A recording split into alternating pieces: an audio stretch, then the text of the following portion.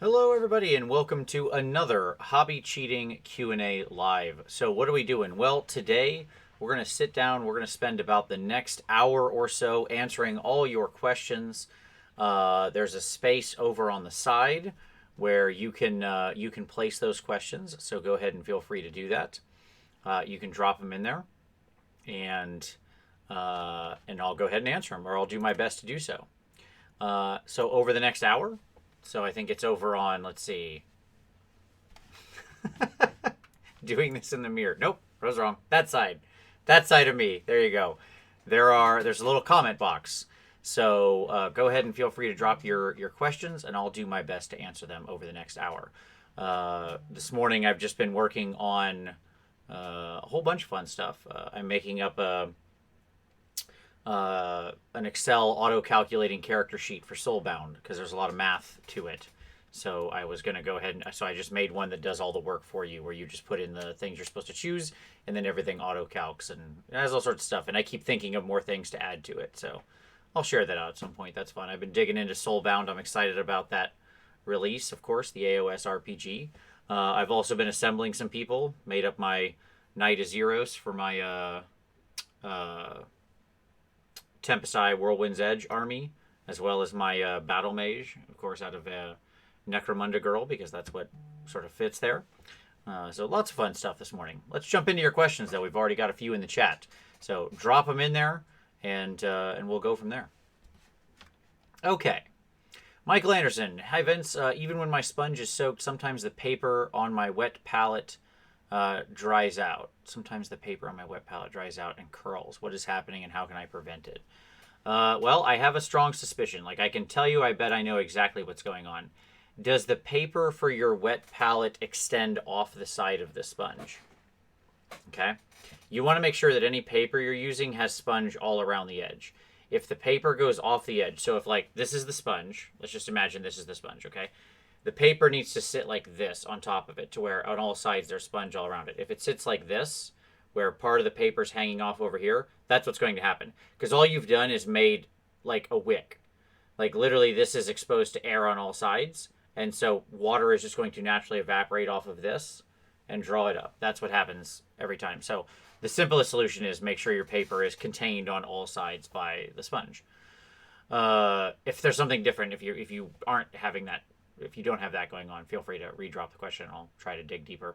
Surface tension. I'm painting some OBR with black bones, but want to use glazes and filters to create visual interest. And suggest these are still living creatures. Any suggestions for colors I might consider? Yeah, I wouldn't actually recommend glazes and filters. I mean, glazes and filters don't really work over black because that's not what they're for. They're meant to slightly shift colors, and glazes don't really work over black. You'd actually want to do it the opposite way around. So what I would suggest is, use something like either a gray flesh or a beige red or a salmon rose or something like that, and get the high points of your skeleton bones, their eyebrows and their cheekbones and stuff like that, the ridges. Like, OBR have a lot of like ridges and stuff like that on. They're very ridgy. And then you would glaze that over with the black to sort of bring it in line. But that would be a good way to sort of still get that. All of those are kind of Caucasian flesh-ish tones or something like that, with slight bits of red, orange in them. So they would carry the impression of life. So that's what I'll say. I mean, the other choice is you go to the sort of, glowing eyes and stuff like that. Mike Ronco. Hey, Vince, thanks for your time. This is the first one I'm catching live. Hey, well, welcome. Glad to have you along. I have a question about purple. I'm using a flesh color, Kislev Flesh, to mix with my purple to highlight it. Okay, good. Like it so far. But it's not enough contrast. Do I add a lighter flesh color to that after, like Pallid Witch Flesh, to increase the contrast? Yeah, absolutely. That's what you would. Yep. Just go up to like I'm going to be open and say that I don't use Citadel paint, so I don't know their names very well. But I would say that, like, whatever the equivalent of like Vallejo Pale Flesh is yes, going to be the right area if you want to kick it up another notch. Another notch. Okay. All right. Okay. Sauerkraut. I'm currently preparing to paint some landscapes. who were known for their garish uniforms, where everyone wore different bright colors. How can I best maintain both the high color variety and have the minis feel like they belong to the same side? Well, I'm not familiar with that historical thing, but my advice would be you can usually do it through the details. So that is to say, there's lots of ancillary things you can do. So you could have all of them having the same color pants, for example, but they have very bright color jackets and ornamentation or whatever. You could have a similar color ornamentation. Maybe they all have like a gold sort of ropey shoulder pad or something, you know, not gold, metallic gold, but, you know, sort of yellowish color. So you can go to, like, you can use signifying elements. Like, they all have this one thing the same. A same helmet, a same insignia, a same freehand pattern, the same color pants or whatever. Like, if there's kind of one element drawing it all together, we can it'll still work. And then, you know, the basing's going to do a lot to draw them all together. Like, if they're all standing together in the same base and stuff like that, they'll... And there's some kind of unifying element across it, they'll probably feel like they all belong together. So I hope that helps. DMD MTB. Hey Vince, Angel Statue tutorial was awesome. Beautiful skin color. Oh, thanks. I very much appreciate that. I've been excited about that one to share that out. So I hope people enjoyed that. It's a lot of fun to paint like that. I will tell you, it's very freeing when you're just not worrying at all about blending and you just start sketching in colors and going crazy. It's really great. It's a great way to paint like big monsters and stuff like that. It takes a lot more practice to use that kind of a technique, especially with your airbrush on a 28mm miniature. It's possible, but it's just, it's more difficult. It depends on the 28mm miniature, I suppose. Like, it'd be easier on a Space Marine or somebody like that who has large flat plates and similar textures all over himself than, you know, some Necromunda figure that has overt detail or something like that. All right. I hear my dogs are waking up, so you might hear that in the background. Okay, so Berserk. Vince, I love the Vallejo metal color line, but the gold is lacking for me. I want that Retributor color, but mixing with the VMC copper is no good. Is my answer umber or sienna inks? Yes. I would still use a little bit of copper. Like, that is to say, the best way I've found to achieve something like that is like, if you're going to go to inks, you can do like 3 drops of the gold to 1 drop of copper to like a couple drops of some kind of umber or burnt sienna ink, and you'll get there. That's been my solution. Martin Orlando, how would you paint plate armor on a ghost? I want to paint Eltharion like a wraith from Lord of the Rings, and I want to paint the armor with a similar spectral look. I don't know, man. I don't know, Martin. My answer is I've never liked how the sort of ghost paint thing, that ethereal thing, because you're painting something that's not really there. You know, part of the effect of ghosts, ghostly apparitions, is that we see what's on the other side of them, right? It's not just that they're like a sort of pale, translucent blue or green color. It's that you can see through them, that you still see the images of what's on the other side. You know, if you were wanting that to be ghostly, then I think, honestly, any of the sort of standard spectral approaches would work. But I will tell you, I think it's probably a boring way to paint him. Like, knowing you, Martin, as I do, and knowing that you want to achieve, like, you know, some high-level stuff with the hobby, kind of ghostly effects are just boring. I mean, that's not to say they're wrong. I don't mind them if you can do ghosts and stuff like that, and they can be cool. But they're just kind of a boring effect. The cool way to do it would be to do something like Kaha does, where you have all the sort of intermediate lines and stuff that are spreading out these colors, like the way she did her Lady Oleander. But the challenge there is going to be that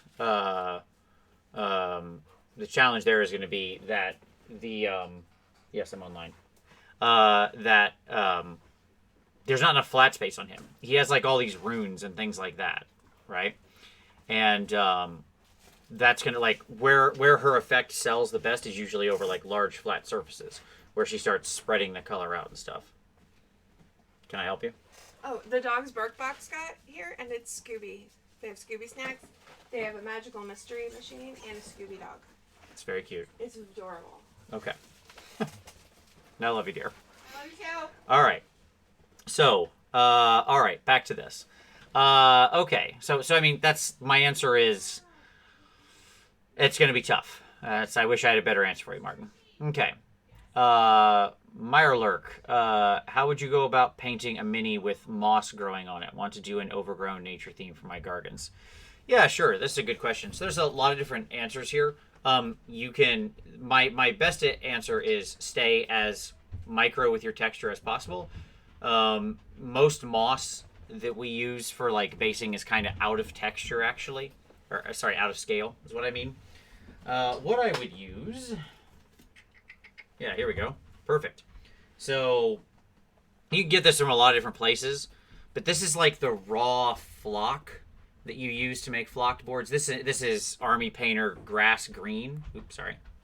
Okay, and you can see how it's just the powder, right? And but there's lots of places you can get this, like all sorts of train and model hobby stores like that will have this kind of stuff in big giant, containers, right? Like Woodland Scenics makes a bunch of it.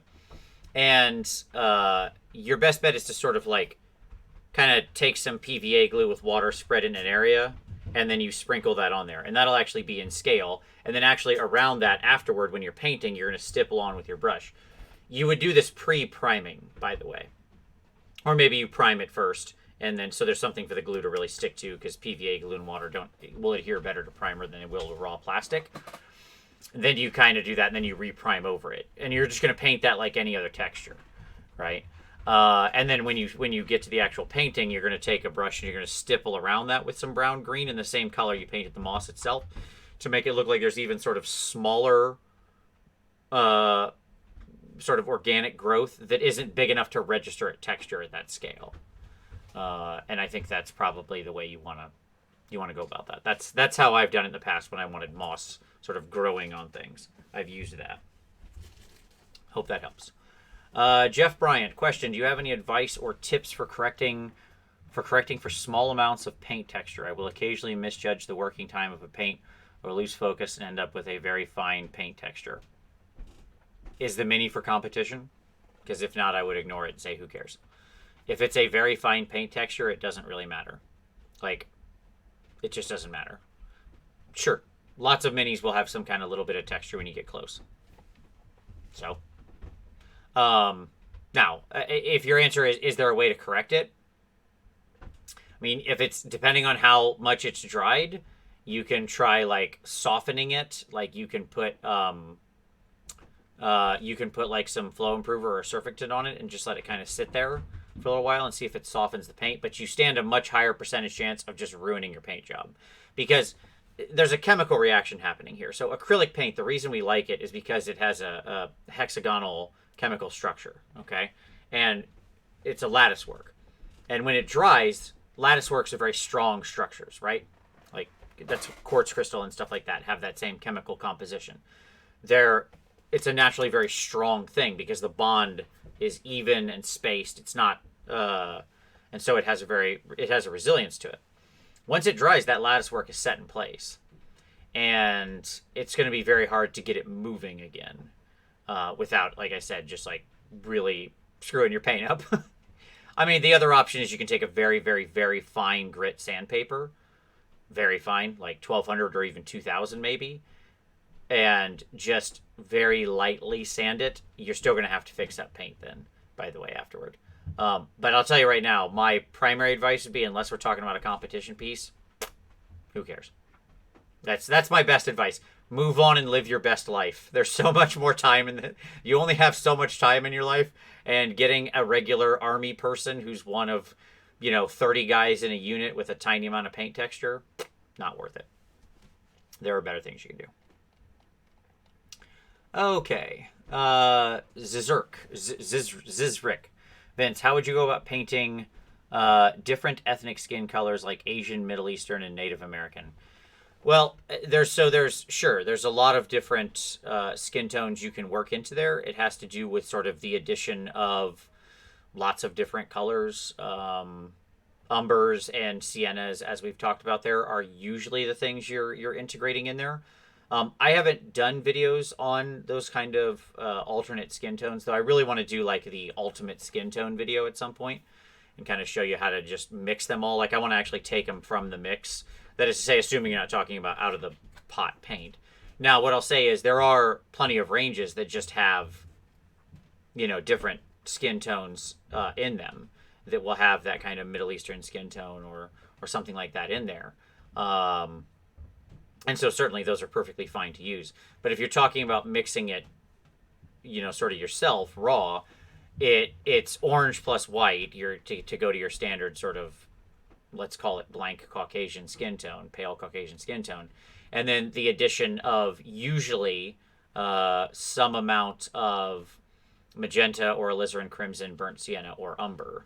There's different kinds of umbers you can bring in there, like the raw umber, burnt umber are going to have very different effects. If you really want to see this in detail, go watch some people who canvas paint and watch how they do it. Just like go search up in YouTube like oil painting, skin tones, and you'll see how they mix it, and that'll really give you the understanding of the colors and the breakdowns in play here. So I hope that helps. Maurizio, hey Vince, greetings from Italy. Well, hello, sir. I hope you're safe and well over there in the home country. Glad to catch you live. I wanted to paint some squigs with fluorescent paint and have them look good in blacklight too. Do you have any suggestions on how to highlight them? Just with the fluorescent paints is my best advice. Like, don't do it. The highlights should be the fluorescent paints, and then you mix in very light other tones into it, but still have the fluorescent paint in the mix at all points in time. And so start integrating, like, let's just take pink, for example, because it's an easy one to work with, right? So pink is your highlight. And, like, fluorescent pink will be super bright. It's a perfectly acceptable brightest highlight. You just make sure you got some ivory or something white underneath it so that it really pops. And then as you go down, you mix in some other color paint that's, like, into a deep crimson until you get into the deepest shadows where you don't have that. Then when you flip on the back with the black light, by the way, Tom shared some pictures, my co-host from Warhammer Weekly. He's doing his army in fluorescent paints. And what you'll see is that as it gets toward the shadows, then the fluorescent effect diminishes. And so it actually creates a natural black light shadow as well. So there you go. That's how you do it. Meister, how are the Gen 3 paints so far? Yes, I like them a lot. I promise you I want to do a review of this. More than 2 weeks ago, almost 3 weeks ago now, as a matter of fact, I ordered a bunch more of them because I wanted to test the broader range. I kind of got in a small group at first, like, surprise, surprise, I don't, it's not exactly a great idea right now in our current world situation to go and spend a ton of money. So I ordered a small one and started testing them, and I actually really like them. I would compare them very much with, like, Pro Acryl. They very much feel like Pro Acryl paints. They're creamy like that. They're opaque like that. They're pigment intense like that. They're very much like Pro Acryl paints. So I ordered a bunch more because I really liked them and thought they were fun, and I liked the range of colors, and I thought, hey, cool, what a nice thing to add to there. Yeah, 3 weeks ago I ordered them. My tracking shows they're still just sitting at the post office, so I don't know. Hopefully that helps. Hopefully they show up soon. Believe me, I check every day, and I'm waiting for that shipment to move. I've emailed the store I bought them from twice, and they told me you just have to wait. Shipping is really slow right now. Okay. So I'll wait. Okay. Acrylic Chemist. Good morning, Vince. We were chatting about dock bits on Slanesh models earlier this week. Do the bits convert over easily, trying to turn some spare Seekers into Hellstriders? Yeah, 100%. That's exactly what I did. I have Seekers as Hellstriders. That's all my Hellstriders are Seekers. And I use the shield arms, actually, from Dock Sisters or Canary. And I use Whippy arms from the Sisters of Slaughter. Goes right in. It's so super easy. The bits go together really, really well. The Dock heads fit onto the Witch Elf bodies really nicely without issue. So they're very interchangeable because it's usually the heads and the arms you're swapping around. And yeah, they're both they both have similar joints because they both kind of have that, like, ball socket type of joint is basically what's going on there. All right, Mikey. Oh, okay, got it. He was explaining the land connects. Okay, that's cool. Neat. Yeah, I knew nothing about them. I will be completely honest, historical type of modeling does not interest me at all. But I love looking at historical models and think it's really cool that it does grab other people. That's not a judgment on the whole thing. Just, personal taste. We all have it. Some of us like to paint sci-fi and some of us don't, and so on and so forth.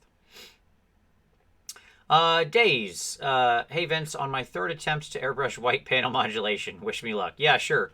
Good luck, man. Do you want a good trick?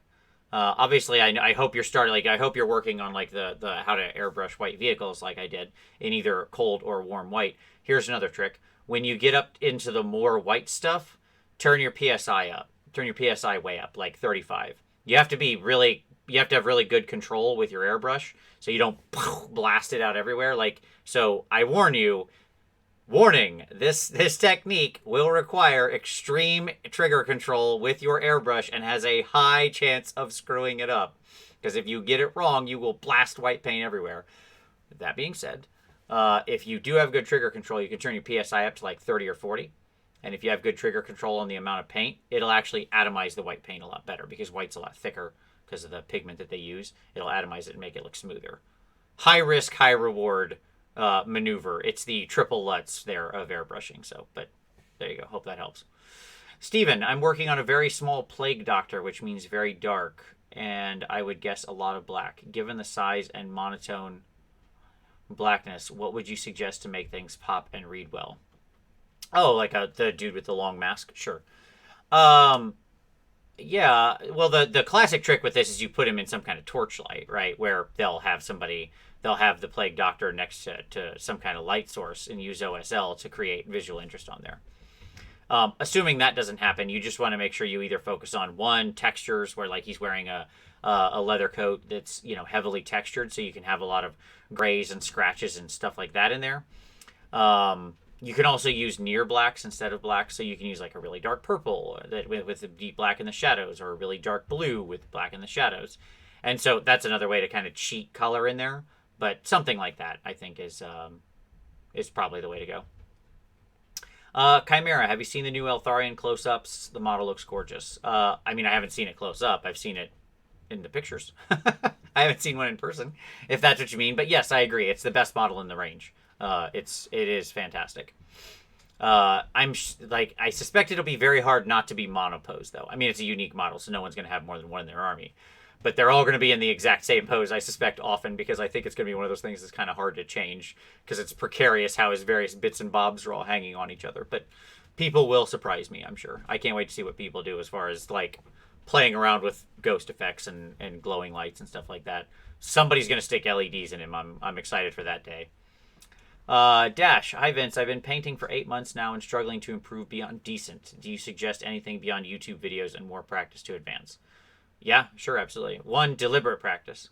So it's not just practice. A lot of people say, how do you get better at a thing? It's practice. It's not. You can practice something for a long time and remain pretty crap at it.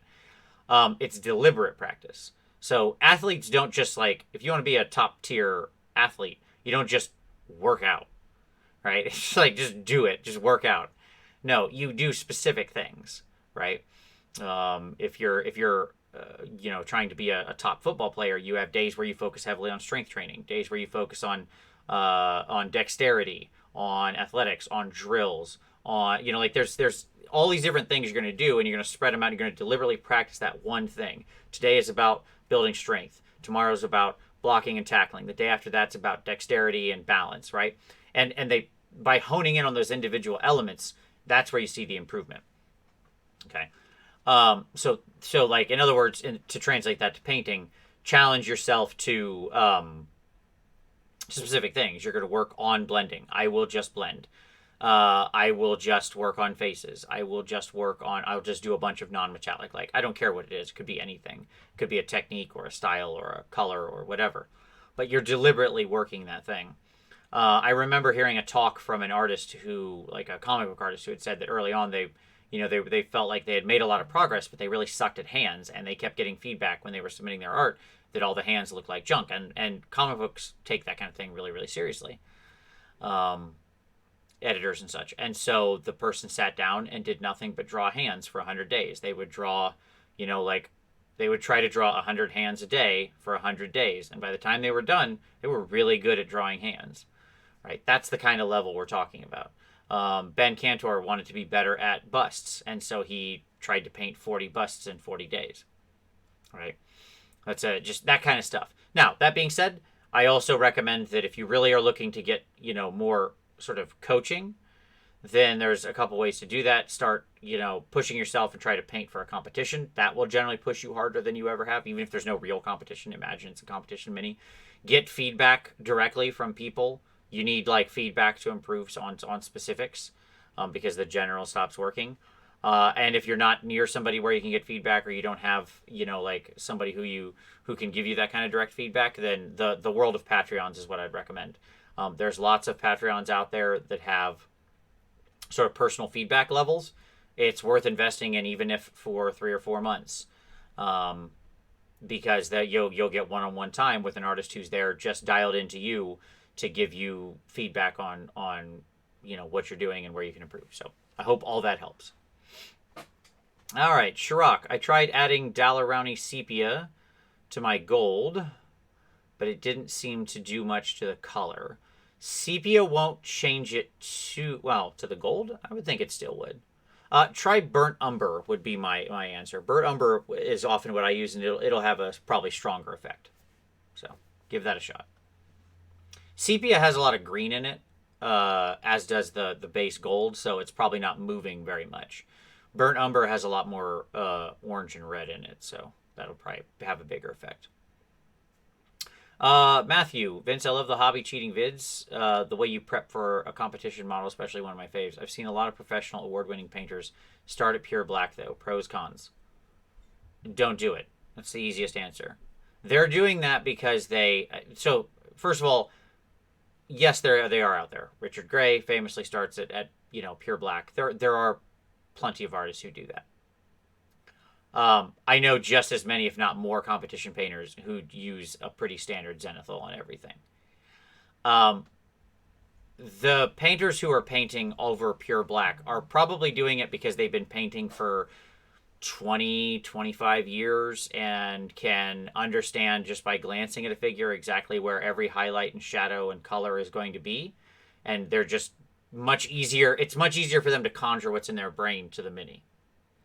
So if you've spent 20,000 hours painting and you've got 20 years under your belt, sure, prime in whatever color you want all the time. You're going to be able to, because you're going to be fine. For everybody else, including myself, by the way, I always zenithal for many reasons. One, it just makes the figure easier to see. Your eyes are a thing you can strain. And when a figure is all black, it actually becomes very difficult to distinguish the various elements from each other. When you zenithal something, it just becomes easier to see what's what. Even in a well-lit scenario. I mean, I have my office is so bright, and I have a light that's normally right here. You can't see it because I've pushed it to the side, obviously, so I do this, and it's not in front of my face. I look like a robot when I have it here. See? There you go. But even in those situations, I'll still, if it's over black, I'll still strain to see the detail. So not only does it show you where potential highlights and volumes are going to be located, but and kind of give you a sketch, it also just it makes it easier on your eyes to distinguish the figure. So, don't strain your eyes, I guess, my best advice. Okay. All right. Mikey, Vince, do you have a cheat for figuring out where the highlights would be with a dual light source, say Moonlight and Firelight? Sure. Absolutely. So, you take your fig. Okay? Here's the fig. And so, assumingly you want, Moonlight from back here and Firelight from up here. That's a pretty common thing, the blue to orange transition like that. That's every movie poster in the past 15 years, right? Sure. Hold your mini like this, okay? Under a light, get yourself a lamp, like my painting light I just had. Hold the mini at that angle under a light. Stand up, get near one of your lights. Hold the mini near it, take a picture of it with your phone. Flip it around, do the same thing, take a picture of it. And then just reference those pictures. Because when you're holding the miniature like this and you have a picture with the direct light on it, you'll see exactly what that blue light would be primarily affecting. and then you'd see exactly what that orange light would be primarily affecting. And you just use your own reference photos over and over again. That's my best advice. Berserk. Vince, have you tried the Vallejo Mecca color line? Yeah, I tried it. I didn't really notice much of a difference between it and the standard Vallejo. I do have some. They have some cool colors in them. I like the bright, unusual colors. Like I have a really nice lilac and magenta, a couple tones. I think they're fine. They didn't grab me enough to think that there was anything that different from like model color or something. If there was a major difference, I did not notice it in performance. I don't know about paint durability. I varnish my minis like 8 times while I'm painting them, so durability doesn't really register with me. I'm not sure what that means. So, I mean, I know what you're saying, but I'm just saying like it doesn't. I don't have a way to distinguish that really. Because when I'm painting, I'm pretty soft on my minis as it is, and then they're varnished so much by the time they're done, they're unbreakable as it were. But I could look at it. I didn't think I had anything intelligent to say other than like, here's the review. They have a really nice set of bright colors. They're very much like Vallejo model color. There you go. Review over. I don't know. All right. Kelly, hi Vince. How many layers of paint on average do you put on primary colors for Army? I know it depends, but just wondering. How many layers of paint on average do you put on primary colors for Armies? I don't know. That's hard to say. Like, it's not... I mean, I don't really think in layers, so I'm not sure it's stacked up like that. If you're asking, like... Because sometimes I'll use 20 glazes, even for an army, just depending on what that army is, right? So is that 20 layers? I mean, not really, because they're all just like a few micrometers thick or whatever, right? And sometimes I'll use more wet blending. Okay, well, that's a lot thicker. That's probably the equivalent of like 7 layers, right?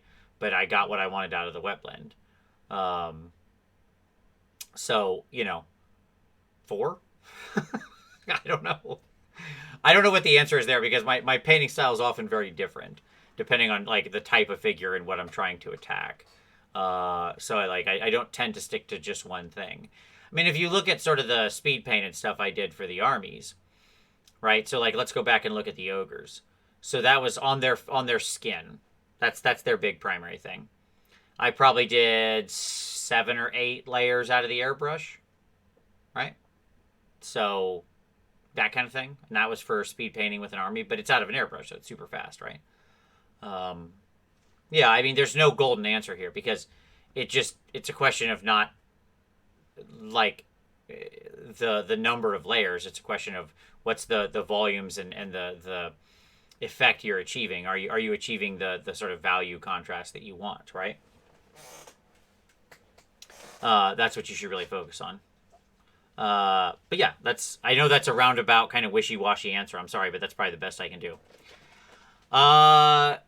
Juheli, finally got some scale 75. How long should I vigorously shake this before using? A while and with a agitator in it. So the first thing I do with my scale 75, let's talk about scale 75 for a moment. First off, the bottle comes sealed. Don't forget that. You got to poke a hole in it. That's gotten me many times. And you have a big old uh-oh if you squeeze too hard and then pop the top off and paint goes everywhere. So just, that's number 1. 2, make sure you put an agitator in. There's lots of different agitators out there you can use. You can order little, like, agitator balls from people that look like that. Be very wary of agitator balls that say stainless steel, by the way. Yeah, okay. Sure. Sometimes those stainless steel balls are truly stainless, and sometimes they're not. The way that I actually like to do it is, I have a bunch of, like many of us, just old, crappy pewter figs that I've just kind of collected over the years that I have no actual intention to ever do anything with. It just kind of happens. And I just chop them up into pieces. If you have old pewter figs that have the little thingy on the bottom of their base, what do you call it? The little slot. They used to go in slot of bases. Cut the slot off and just cut that into pieces. That's a good agitator. You weren't going to use that part anyways, theoretically. And then, so you have an agitator in it, and then you shake the crap out of it. My best recommendation is if you can, eventually, if you get yourself something like, let's see if I can actually get this thing on camera. this thing. Little paint agitator thing. Lab Genius. Yeah, that's what it is. I found this thing to be unbelievably valuable. One of my favorite things. Somebody got it for me as a present. And it's such a wonderful gift. So they are a little expensive. I think that thing was like $90 or something like that. Like I said, I don't know. Somebody was very nice and got it for me for a Christmas present. But that's a great way to shake. So there you go. All right, Shirok. I want to do transfers. Does anyone have a good source of microset in the UK or an alternative product? Oh boy, I'll let the comments answer that one. Somebody who can direct him toward microset and microsol in the UK. I don't know. I mean, I got mine originally from Amazon, but I don't know. I got it a while ago. That stuff lasts forever. When you get one bottle of each, and you're good for a couple decades. Aaron Griffin, hey Vince, strange question. Is it possible to own too many paint sets? I enjoy several brands for different reasons, but have so many that there may be a risk of them drying out. Well, I've never had paint dry out, as long as it's sealed well. Some of this paint has sat on my wall for 7 years, and it's fine. It's still completely fine. So, let me find a dusty one that I haven't touched in a while. Here's some Vallejo medium blue, a color I never use. I don't think you're going to hear that, but I can feel it. It's still perfectly liquid inside there. There you go. Yeah, it's fine. That sat there for 7 years on my shelf. And it's funny you ask about too many paint sets. I mean, I famously have too many paint sets. I probably have 600 paints on the walls around me right now, at least. Watch coming soon to Trevarian's channel. He and I just actually recorded a little thing on that. A little spoiler. Not gonna say anything more. Just watch Trevarian's channel if you're not already subbed. He's definitely one of the best miniature artists around and an absolute great teacher. So go check him out. Trovarion, Trovarian. And he and I are hopefully gonna get a fun little series going. And we've already recorded an episode for. So. Okay. Yep, I haven't touched mine yet, but is there any reason you can think of to not attempt to decant Abtalungs using the waffle method and the Abtalung thinners? No, I want to try it with some of them. I decanted a bunch of oil paints, and I've been having super fun with them. I do want to try it with the Abtalungs and see what happens. No, I can't think of any reason why not, honestly. So, yep. Give it a shot, see what happens. I'm going to do so myself as well. I'm going to get a good set of those. Because, again, there's never enough paints, man. Always more. Am I right in thinking that I can just add flesh tones to colors to get highlights? Sure. Yeah, absolutely. It'll give you warm highlights, and I assume you mean like Caucasian flesh tones, so like sunny skin tone, for example. Very common highlight color. If people want sort of warm light, sunny skin tone is a great color that can be used in lots of places. So like your traditional highlight colors I would recommend using on the reg is not white. Like, you should stay away from pure white. It's chalky. It's hard to mix. It's kind of, it adds a lot of opacity where you don't necessarily want it. Sort of your three most common high highlight colors you'll see painters use, by the way, is very simple. Okay. It's sunny skin tone and or pale flesh. Like one of the two brighter flesh colors. Ice yellow and glacier blue or ice blue. Cold light, bright pale light, bright warm light. Or I did those in bad order, but sunny skin tone or pale flesh is your warm soft light. Ice yellow is kind of your bright warm light, and ice blue or glacier blue is your bright cold light. So there you go. Okay. Oh, good. Okay, cool. So Nors was answering the question about Microsol. Fantastic. Thank you. I love it when people... I love that, because obviously I can't know everything, so I'm always happy to see other people sharing information. That's what the point of this is. We're all better together. Cold Shoulder. Hello. So I asked before about painting living mercury skinks on a previous video. The Vallejo steel, silver, Amolitol chrome came in. Do you have any further tips or tricks on painting such a scheme? No, I think we covered most of it. Like, if it was me, here's what I would do. I would airbrush the whole thing in steel. I would shoot a little bit of a, like, probably some color ink from below. You could do a little blue, black. You could do a little brown, black. Just some light ink to glaze some colors from underneath. I do a silver from like your sort of middle of the zenithal, kind of come down to about maybe 50 degrees, something like that. And then I would take that sweet, sweet Molotov chrome, liquid chrome, baby. And then I would come in and just make that my highlights, and those little skinky doos will be reflective. That's what I did with my Necrons, and I love them. They're like, it was the simplest, dumbest paint job, and they just look amazing because you can, in most of them, I can actually see my own reflection in their skull heads. Like I can see a little me in them. That's reflective. Okay. Fernando. Hello from Spain, Vince. Well, hello. I hope everything's going well for you. I'm struggling really hard to find some sand on the right scale for my Warhammer miniatures. Any recommendations? It's driving me crazy. Everything I try fails. Sure, man. I got you covered, buddy. Got two options for you. Okay? Regular, like, beach sand is often too big, which I suspect is what you're running into. However, this is this like Vallejo basing paste, desert sand. Because it's a paste and it's all already together, it actually has really nice I don't know if you're going to be able to see this or not on camera, but it has really nice, really nice in-scale sand because it's just this most minorest of micro texture. So that one's a good one to go with. You can mix it in with a little bit of like regular coarse sort of beach sand or something like that. You can also kind of try to grind that down a little bit. Like you could take some coarse beach sand and put it in a mortar and pestle, like a marble mortar and pestle, and go nuts on it, and you can get it broken up a little bit. And if you mix a little bit of that in here and there, you'll kind of get the impression of varying sizes. So hope that helps. Germ, hey Vince, I'm working on some icy savage orcs with blue-green tealish skin. Okay. Any quick tips on how to highlight a skin tone like this and add some tonal variation?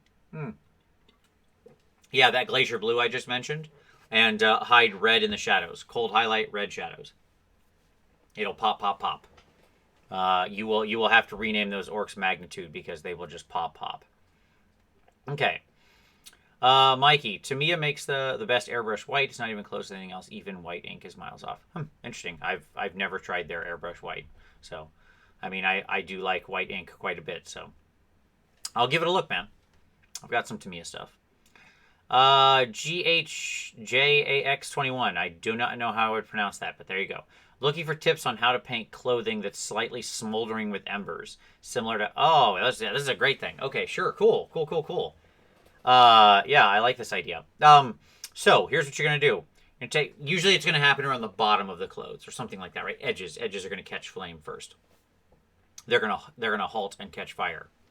Is that what the name of that was? I don't know. Anyway, so here's what you're going to do.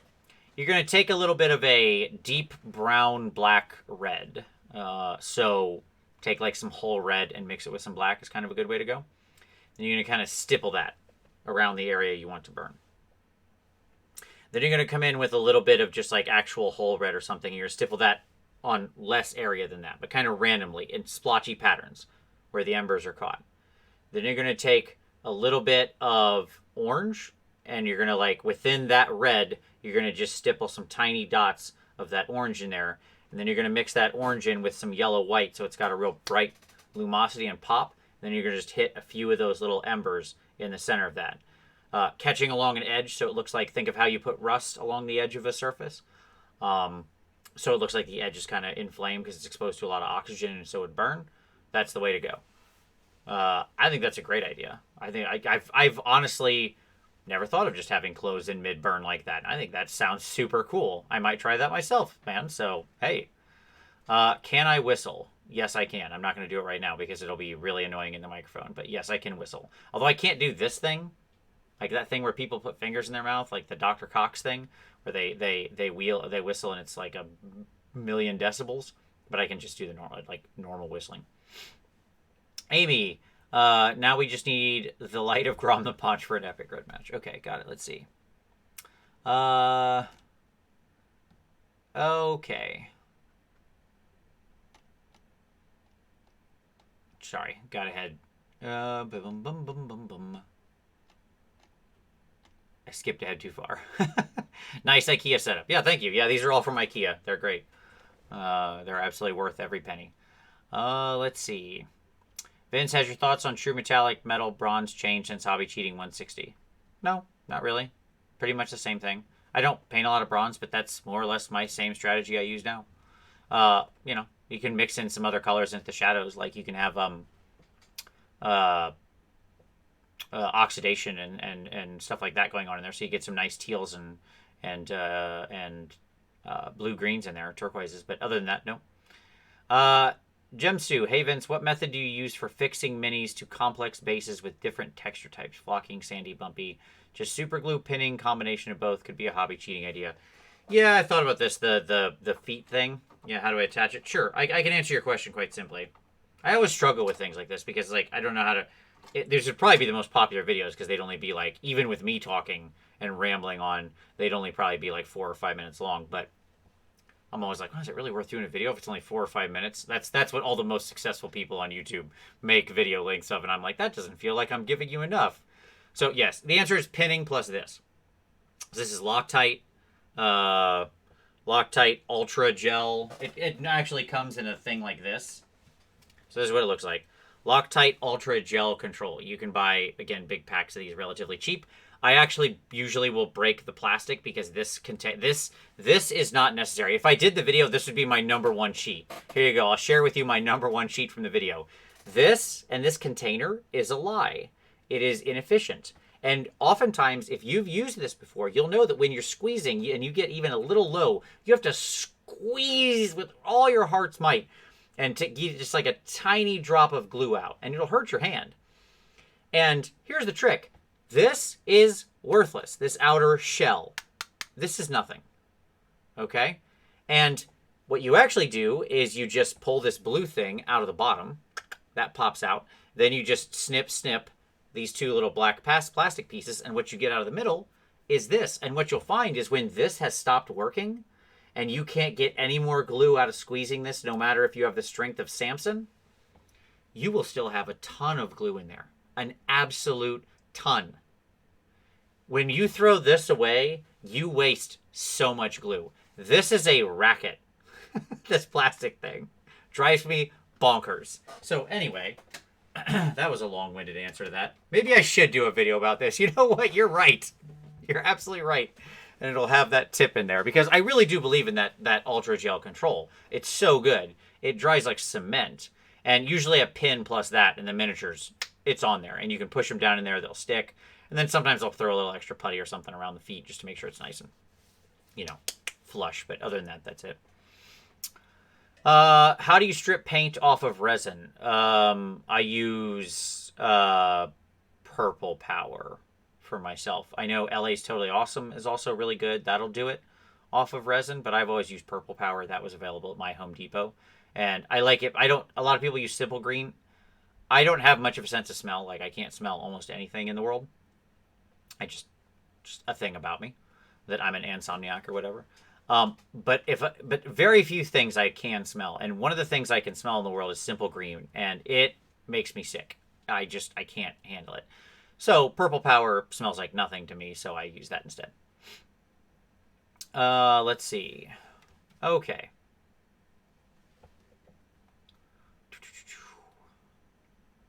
Emily, hey Vince. Hi Emily, how you doing? I hope you're staying safe up there and doing well.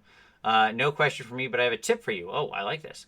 If you have resin runoff from a project to your hardwood floor, soaking isopropyl will let you pop it off with a molding tool. Heard from a friend. Yes, indeed. Well, I'll remember that. I will. I might have a use for that. I may have a hardwood table that I got some resin on. It's been there for many years though, so I don't know if I'm gonna still be able to soften it, but I'll give it a shot. Okay. That might help me scrape a table that might have had a river, might have some stuff run over onto it. Yes. I mean, if I was a newbie and let that happen. Dorn Jr. Morning Vince, using your speed painting gold recipe and loving it. Question, are varnish save points the same for metallic models? I don't want to matte too early. I don't varnish metals ever. So all my save points I use are all on the matte paints. Once I move to metals, which is always my last step, no more varnish gets applied to the model. So, like, when I mentioned that, that's all pre-metal paint. I never varnish metal. Varnishing metal is a good way to, like, ruin it. So that's my answer. Oh, there you go. Somebody mentioning LA is totally awesome. Yep, I agree. It is really good stuff. Amy, do you have any recommendations for matte varnish that works for brush? Don't have an airbrush currently. Sure. Yeah, I mean, if you're talking about you actually want it matte because you want it matte, the answer is the one and only true varnish. Somebody hopefully already answered this in the comments. But it is our one true Lord and Savior, the only thing that we trust when we absolutely positively need to matte the entire mini every time. We trust AK Interactive Ultra Matte Varnish. This is it. This is brush or airbrush. Comes in a giant bottle. It will kill the shine off of anything. And is the only matte varnish I trust for that purpose. It is very thin. It doesn't do as much on the protecty, but it will definitely do a lot on the matty. So I often actually mix it with satin varnish just to get a little more chutzpah to the protection. I'll do like 2 drops of satin plus like 4 or 5 drops of the AK Interactive, and it's still dead matte, but it'll then have a little more thickness to it. I don't know what else to say. Okay. Let's see. All right. Have you tried Andrea colors? Yes, though they're not commonly available over here in the States, really. I don't know of anybody who carries them regularly. I mean, I'm sure there is. None of the stores around me or people I tend to order from carry them. I'm positive there's got to be some kind of U.S. distributor somewhere for them. They're perfectly fine. I have no issues with them. They seem like a very valid, nice paint. Bobby Halls, why do you varnish 8 times? Save points. I varnish in the middle because I often work in very thin glazes, layers, inks, things that can reactivate, and it gives you a save point. When you varnish in the middle, if you go watch my 5 additional uses for varnish video, you'll see I walk you through exactly how that works and why. It lets you prevent messing up later. So I'll work in very thin glazes and inks and stuff like that of the airbrush, then I varnish, and then I'm working in a later layer, and oops, my brush skipped and I got some paint where I didn't. No big deal. Grab a separate brush, flood the area with water, scrape away, paint comes right off, and guess what? Everything in those lower layers, nothing reactivated, nothing got fudged, and it comes right off. Easy peasy. Boom, boom, boom. Okay, let's see. Kendon, Vince Venturella, want to talk more about your homemade Wapple oil brushers? I will eventually, I promise. It's the same. It's just what James Wapple did. It's taking an artist oil paint and mixing them with white spirits. I use the same one as him. I use Mona Lisa white spirits normally. Sadly, you can't, like, my normal source for Mona Lisa didn't have it, and all of the stores in my area are closed down right now. So I'm trying a new one. So I'm trying the Gamsol white spirits. It's supposed to be 100% pure odorless, and a lot of the reviews said the same thing. So we'll see. I from what I understood, this is also a pretty popular artist paint. You can certainly get a big bottle of it cheap. I mean, look at this thing. This is huge. Look at that bottle. That thing is huge. So I'll give that a shot as well. But yes, I like them very much. Okay. John Shaves, thinking about using actual lights, example LEDs on display board. Any pitfalls that I should look out for? Well, I need to paint the shadows on the board, or I let the light do that naturally. I am not the LED guy. I'm the wrong person to ask. I've never used LEDs in a project. I would imagine that if you have the light on that scale, it's going to do a lot of the work for you. You could certainly help reinforce some of it with paint. But I think that for the most part, you can make the light do a lot more. I know there's a lot of great LED tutorials out there. I wish I could help you more, but that one's way outside of my comfort zone, so I feel a little poor speaking on it. Bethany, well, absolutely, it's 2:30 a.m. Go get some sleep, Bethany, and we'll see you later on. Mikey, can you test BBs to make sure they are stainless? Try to scratch the surface with a file. If it's chromed or nickeled, then the coating will scratch off. I put one in salt water overnight. Mild steel will rust and brine pretty quickly. Yeah, I have some. I have a couple different things I'll use for it. Like I said, cutting up pewter miniatures is always the easiest to me. Mike Ronco, how do you decide how many transitions to make light to dark when you are painting true metallic metal in a non-metallic style? I'm thinking of witch elf blades. Is one way sufficient on the top and one on the bottom? Oh, how many transitions? I get what you're saying. Transitions, yes. Okay, I understand now, Mike. Um, yeah, like with short witch elf blades, I think going one way, one transition where it's like light to dark, light to dark, and then flip it.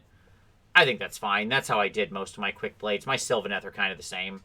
If I'm doing something for competition, that's not super realistic. It's a bit cartoony, right? But who cares? It looks cool. So, and that's kind of what I'm going for with my armies. If I'm doing something for competition, then generally I kind of like the 3-2 of varying volumes. So one of the things I often see people do is they'll go 3-2 and they'll make them the exact same width. Don't do that. You need to space them, right? So that like there's different volumes between it. This is a broader white section. This is a smaller shadow, and there shouldn't be 3 even spaces. Like our brain wants to make things regular. Human brains like order. We create it. We force it. You have to. That's one of the things you got to break out of. But I'll say for gaming stuff, yeah, 1-to-1's fine. And then when I'm doing competition stuff, I usually prefer like a bigger number, something that I think looks cool. 3-2 or 5-4 is usually what I'll end up doing. Just kind of running it around just based on the space. Shirok, I actually came across your variant earlier. I'd never seen his channel before. Oh, good. Well, that's wonderful. Yeah, it's great stuff. A Rock with a Cape. That is one of my favorite names I've ever seen on YouTube. Picked up the Chimera Colors set as I wanted to try out mixing paints. Turns out I know nothing about mixing paints. Is there a guide cheat sheet with some color equations, or is it trial and error? Yeah, there's lots of videos on, and you can just kind of Google around for color mixing cheat sheets. Yes, those do exist. So, like I couldn't direct you to one. A lot of it I just do out of habit and time from mixing with paint for so long. But I'm sure that there are some out there, and and at the very least, there's a ton of good videos on it. Let's take a look. I'm on my computer right now. I'm Googling color mixing guide. Let's see if there's anything out there. Oh yeah, a bunch of different stuff. Yeah, it says like if you mix these things together, you get these things. Yeah, some of them are pretty simple. Yep. So yeah, you can also kind of make your own just with experimentation, which can be fun. But yes, it looks like just a quick, I kind of just Googled for images of them, and I see a bunch of interesting ones that are out there that are kind of cool that says like if you mix this plus this, you get this thing. So yeah, give that a look and see if one of those helps. But I think that ultimately it is, there's some experimentation to it as well. No guide is going to be perfect because there's a near infinite permutation of colors. But you can download something like that to start, and then kind of get a good concept from there. My Vallejo metal color copper has gone thick. Any tips on thinning it? No, because I have no idea what sorcery is in that bottle. Thick, huh? Did it not seal all the way or something? It might have been what happened. I've never had one thickened, so I couldn't tell you. I don't know what they're using in there, so I don't know how to re-thin it. I mean, the standard answer with paint is you mix in, medium and maybe a couple drops of flow improver. But I feel like there's different sorcery going on in that bottle. You could always give that a shot, and see if that works. You could use some gloss medium and some flow improver and see if you can get it moving again. That might work. I suppose you got nothing to lose, because if it's thick and you can't use it, you're just going to toss it in the trash anyway, so who cares? Can't ruin it. Got nowhere to go but up. Zach Hoskins, I'm trying to paint a 3rd edition metal Zoanthrope model, and it's very top-heavy due to the huge head and tiny tail. Any way to hold this up without a miniature holder? Well, you should always use a miniature holder. That would be the first thing. Don't ever hold a mini in your hands when you're painting. That's a good way to mess up your paint job and give yourself, the claw hand, you don't want carpal tunnel. The short answer would be I would honestly drill a hole into his feet with a pin vise, and then run it down into a piece of cork on something like this. That will be then strong enough to hold him up. Bearded One, hey Vince, thanks for the content. Just started airbrushing, looking for some basic tips. PSI, what to mix with, long days, pleasant nights. Sure. Yeah, I give you some basics. So my thinner is an 80-20 mix of Vallejo airbrush thinner and flow improver. 80% thinner, 20% flow improver-ish. It's not a chemical thing, okay? It doesn't have to be exact. If you end up with 70-30, you're fine. I spray at 18 PSI pretty much, but again, anywhere in the 18 to 22 range is probably fine. Your best thing you want to focus on is your trigger control. Really understand your airbrush is a dual action tool, so you can go up and down and you can go back and forth, and both things do separate things and both things matter. So work on controlling both of those and controlling the flow that's coming out of your airbrush. Beyond that, I think, yeah, watch my how to clean your airbrush fast video that I did somewhat recently. That is highly how I would recommend cleaning your airbrush. The way most people clean their airbrush is wrong. They like dump a bunch of water in and then blow the whole thing through.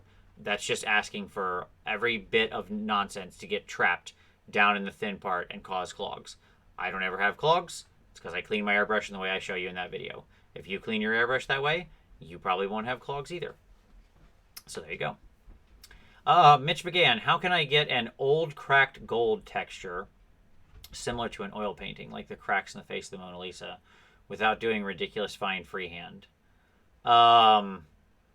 Yeah, I mean, I don't know that you can without doing ridiculous fine freehand, because nothing is going to crack at the right texture. Like, that is to say, any kind of crackle paint or anything like that, it's going to be way too large.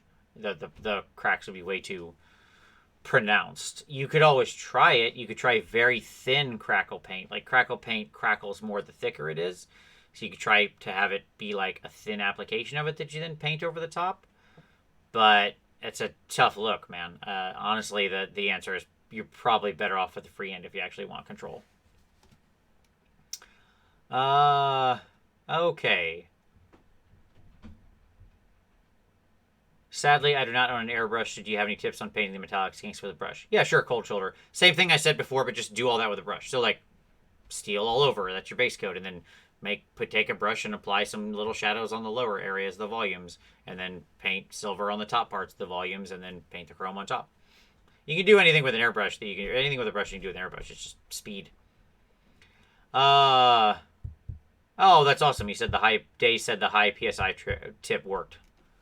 High risk, high reward, buddy. Okay.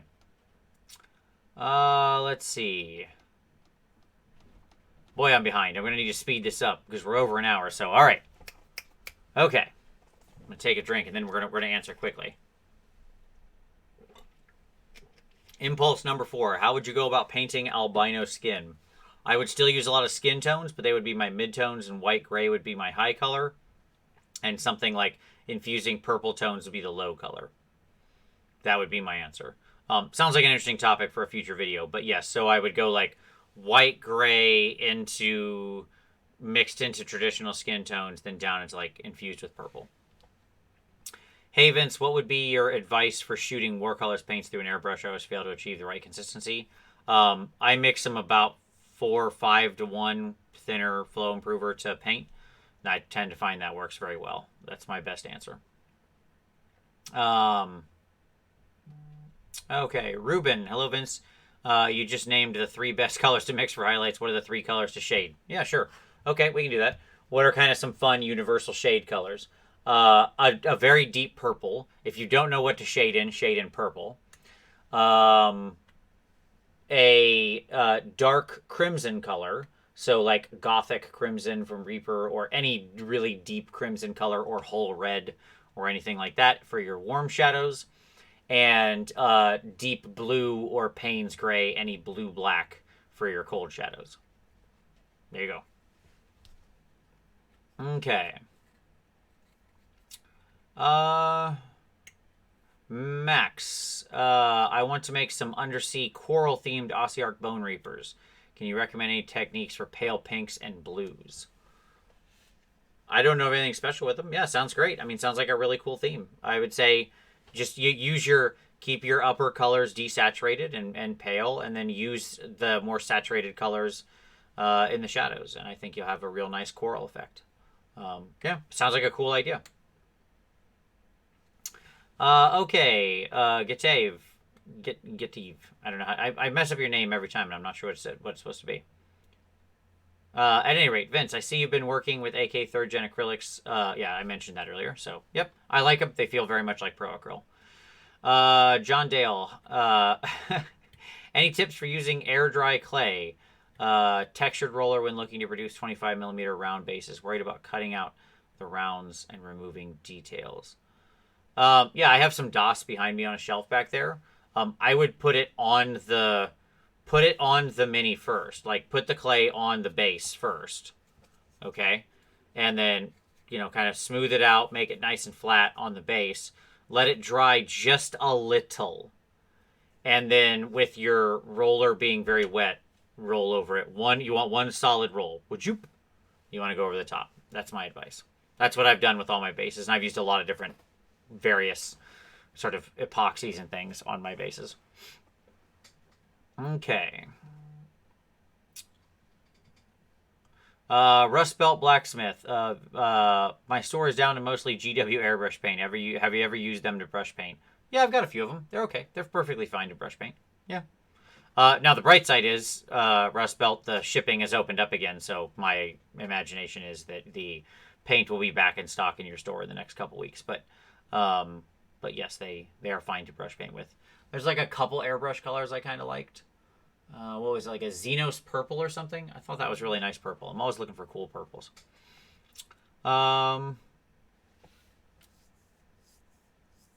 Mitch, but it's for blades. I don't want to do Morden Earth and then the bronzer. Is it possible to do thinly without being super time consuming? I'm not sure what you're asking me, Mitch. Oh, maybe that was to the crackle paint thing. Oh yeah, okay, that's what it's for. Yeah, it's the crackle paint thing. Yeah, so like I said, the crackle paint being thin is, you could give it a shot. Why not? Give it an experiment, right? What's the worst that happens? You ruin one tiny blade. Who cares? You can get replacements for those. Like a tiny bit. It's just one bit. It's not even a whole figure. James Browning, thanks for the glue tip. I've thrown so many of those bottles out when they were empty. Yes, it's drives me completely insane. I need to make a video about this. Like, just, you're right. This is it. I'm gonna record this video today because it's drives me nuts. Okay. I hate that people are throwing away so much stuff. So much perfectly valid glue. All right. DMN. Thanks for mentioning the tip about the Loctite. I discovered that a long time ago and it totally changed my glue usage habits. Yep. Exactly. Just immediately remove the tubes. Oh, that's a good point. Yes. Also, he said the squeeze part can be used in terrain. He's absolutely right. It's the little thing inside is actually a cool shape. Like that thing you're squeezing. It's like it's got a flat bottom and then it has this weird like branch up. It almost looks like a sci-fi like power generator thing. It's actually a really cool bit for using for kit bashing. You're absolutely right. Okay. Let's see. Is AK Interactive the same as Ammo by MiG? I don't know if they're both the same thing or not. I think they're separate. I'm sure they have a varnish as well, but I can't speak to that one. Days, is that your varnish combination of choice for oil paints, particularly skin tones? Yes, it is. That what I mentioned there of the satin. I'll actually use a little more satin so it doesn't go totally matte on skin. I'll actually go for more of like a 3-3 or something like that if I'm doing over oils, especially skin tones. But yes, because I want it to be nice and tough.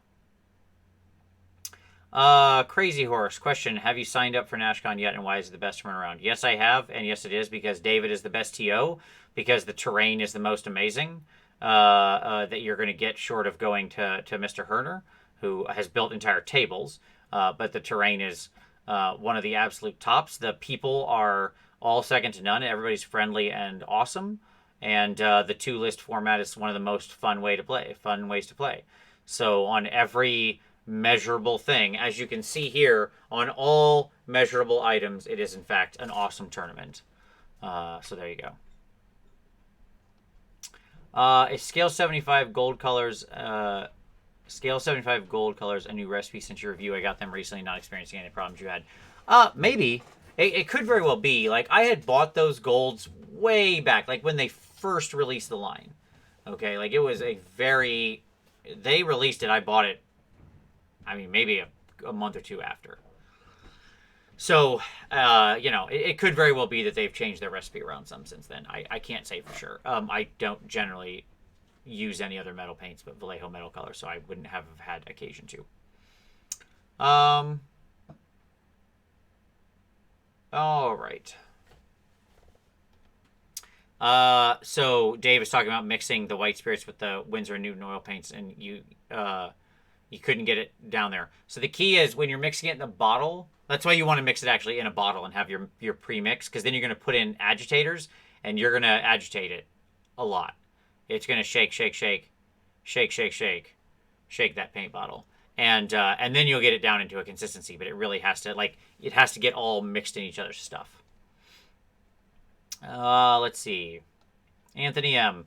Glad I got here before the end. Looking at doing cobblestone bases for more time. If I wanted to do rain, would you suggest just resin varnish puddles, or how would you make the stones look wet? Yeah, I would do some puddles. I would do some, washes of do some kind of glossy washes.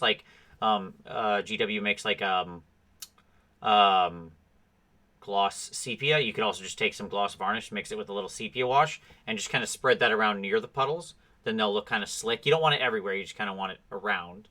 And the reason I'm saying with some sepia color, because it should look dirty. It's, cobblestone cities. There's dirt in between the rocks. So it's going to be dirty water, instantaneously. Yeah. Yeah, that's what I would say. I don't think you actually want to model rain falling. You can do that. There is a way. It's real complicated, but you can do rain actually falling, and that's madness. You do it near the ground, and you can have puddles and stuff. Okay, Huikon.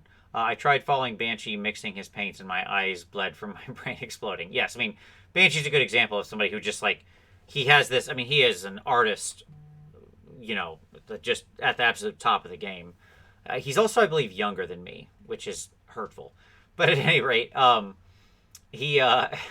watching him work is really fantastic. I've taken some classes with him and stuff. He's a really nice guy. I want to get him on the interview show sometime. I'd really love to speak with him. He's such a great artist. He's in the middle of a bunch of stuff right now, but I want to reach out to him and see if I can get him some time this year to come on the interview with an artist show, because he really is wonderful and his approach is so fast. He's mixed colors so many times. He does have that kind of intuitive understanding of it, but that's purchased talent, right? In that he's worked very hard at that. Kelly, hey Vince, I'm going to take your advice and reinvent Space Wolf's colors. What color do you see in your mind when you think Vikings? Yeah, certainly not baby powder blue. I'll tell you that much. In my head, when I think Vikings, I think of deep reds, especially crimsons, and teals. I often think of Viking shields as being sort of that teal color, like a blue-green. That's what I see as Space Wolves. Or sorry, not Space Wolves, as Vikings. Sorry. And then obviously your standard, browns and stuff like that. Lots of leathers and black leathers and brown leathers. Any tips for getting mold lines off very textured or bumpy surfaces? Oh, this one came up last time. Yeah, sure. Scrape tiny files. There are little tiny file sticks you can get. Those are really good to go in there. You can take a piece of sandpaper, a fine sandpaper, like a 400 grit sandpaper, fold it like that, maybe a couple times if you need to thicken it up, maybe you fold it twice, and then you just go through there. You can also get these little things. These are little tiny scraper things you can order from Japan that have different shapes and are very, very fine with sharp blades on the edge. I don't think you're going to be able to see the blade edge, but it's there. Maybe you can see it there in the reflection. That's where your blade edge is. And those are really nice because those are super tiny. You can get those from stores that buy modeling stuff from Japan. I don't know what their name is or what they're called. I just found them one day and bought them and really like them. So, yeah, hopefully all of that stuff. Hey, Vince, just want to say thanks for all what you're doing. Oh, well, happy to. Absolutely. Okay. Quick fire round continues. Hey, Vince, not planning to ask anything. Just currently do some airbrush painting a sub. Oh, well, awesome. That sounds cool, man. Neat. I do love, that's I like a big scale model like that where you get a really, get into some good airbrushing, some good weathering, that kind of stuff. Mitch, hey Vince, any words of warning advice for dark purple flesh? Using it for my dock, but results vary from what I've tried so far. I'd like to do a variety of tones to reflect how diverse human skin is. Yeah, avoid making it too overtly dark and use something like a Caucasian flesh tone, like I mentioned earlier, to highlight it, to create your volumes. So keep in mind, only 50% of the surface would need to be a deep purple to make the skin read purple. That gives you another half of the surface to play with. You can do other colors with. So just like my skin is, Caucasian, but look at how much white and light and stuff like that there is up here. How much red, how much shadow. This is all blue, right? So, like, same thing there. Let's see. Some guy, hey Vince, what was the name of that Badger blue paint you really liked? Plasma Fluid. I still like it. I just don't have much occasion to use it much anymore. It's the ghost tint paints are a little tough to work with, but and I found kind of other replacements, but it's Plasma Fluid. It's a good color. Rayhan, hey Vince, I can't get any Vallejo metal. What other metal paint would you suggest, and what colors will you suggest in the paint? If you absolutely positively can't get Vallejo metal color, can't order it from anyone or anywhere or have it shipped from overseas, it would be worth going to the expense.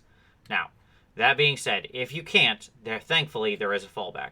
The fallback answer is you go get yourself some Scale 75 in their steel set, which was designed by Banshee, actually. Is good. Like, the Speed Metal's a good paint. It's a solid B. It's not an A+, but it's a solid B. Still a very passing grade. It's admirable work. So that Speed Metal and the rest of the paint in that set is what I would recommend. Vince, is using Pointillism as a blending method a good idea? Sure. If you have a ton of patience and a very fine hand.